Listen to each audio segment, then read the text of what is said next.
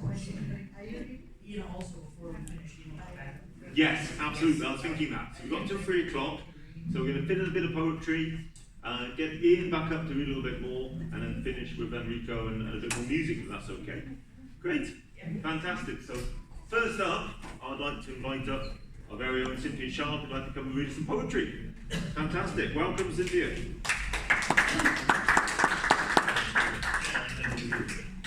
So since it's summer, can people hear me? Yeah, you might want to... Maybe I can... Oh, there. Okay, got it. Okay. So since it's summer, I'm going to start with the summer we never had. In the summer we never had, there is time for endless evenings of coffee and poetry amid the spark of fireflies in the city heat. As voices from late night gatherings on porches drift in open windows, I no longer pretend you're in my room just to study. We are no longer pending on outside approval, only the potential we elevate in each other. In the summer we never had, I don't have to be anything more than I am, and it doesn't matter that my hair finds its way into dreadlocks. There is red wine and passion, daisies that last the night. My single bed is luxurious enough, and I never have to get over you. I taste forever how it would have been, and never let you go. So, that's really Diane Chalmers. Then I thought I'd read some poems that were written in Vancouver, because it's such a beautiful place to live, British Columbia. So this one is called Take Flight. Take flight from inside the cathedral, as red roses bloom into the ataraxia of summer days. The fragrance of perfumed peonies and rain, the wind brings in the window, a calling to trust this place in the universe and time.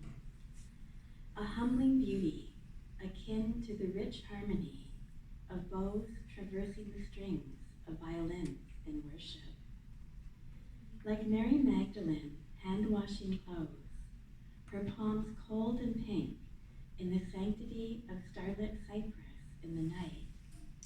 Let the deep purple jacaranda and earth through our feet align through the steeple to the temple and tempo of this sacred present moment.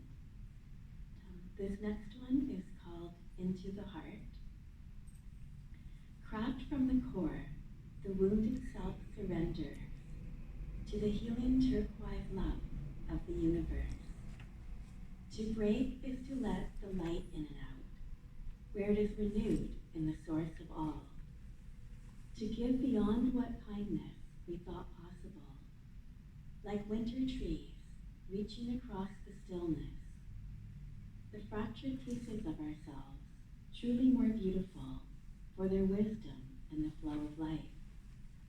When the sun shines on shattered clay, when water smooths its edges, we hold our brokenness in our open palms, trusting the privilege to serve.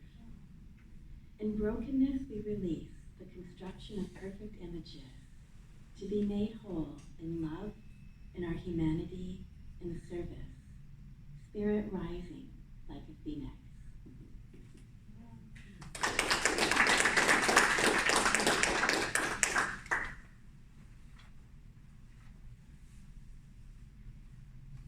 One more if I can find it. Bowing before Jericho Beach, twilight and rose, I dip delicately into the saline womb of the sea. Let the ocean water flow through my fingertips. Pan across the Pacific horizon,